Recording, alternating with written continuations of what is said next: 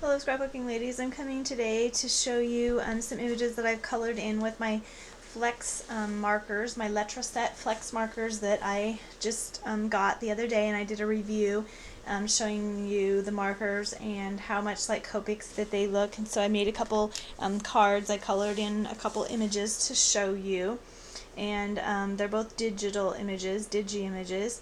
And this one here is all of the Flex markers, the green ones, and I did the really light green, and then I did some shading, you know, in some of the darker areas around his mouth and around here, and then I colored the dots in with the darkest green marker, and they blend really awesome. They're really easy to use, just like the Copic markers, but they're so much less expensive when you buy them in the sets. And there's 4 sets of 12 markers, and then they also have some sets of 4 markers, which I'm not really sure. I have a hard time finding on the websites what marker numbers are in the 4 marker set, so I don't know if they're the same markers that you get in this, you know, the 12 marker packs or not, but I'll do some investigating into that and decide. I have 2 other sets on order, so I can't wait to get those and have more colors available to me.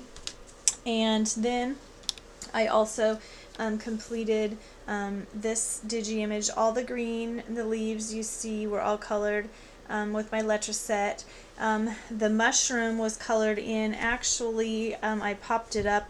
This one here, I had printed out 2 digital images so I could pop the one up. I just thought that would kind of be fun, and then I popped up a couple of the flowers also to just give my image more dimension.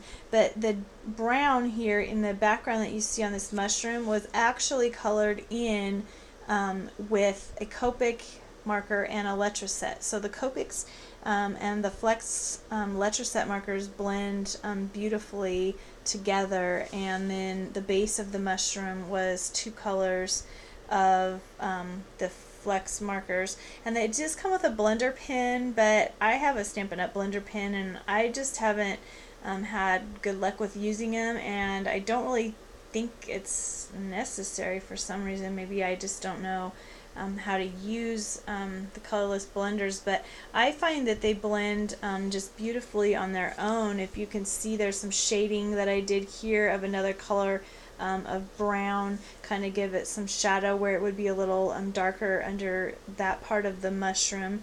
And then I also did the same there, so you can kind of see that the mushroom is a little darker underneath here, because I added and blended in the little darker color, just adding a little bit with the Flex markers. So that is my share with how I really like the Flex Letraset markers. And I also did a challenge for someone here on YouTube, and the image, it's an ATC card, and I used my Flex markers to color in that image also. I'll kind of give you a little peek of it, and those are mainly Flex markers. The spines here was a Copic marker, so the Copics blend in perfectly, and you really can't tell any difference between the Copics and the Flex markers.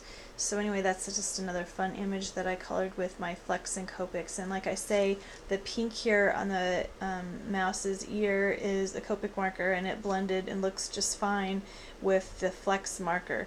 So if you want another more reasonable option for your Copic markers to kind of expand your colors, you could check out supermart.com and pick you up some of the Flex markers.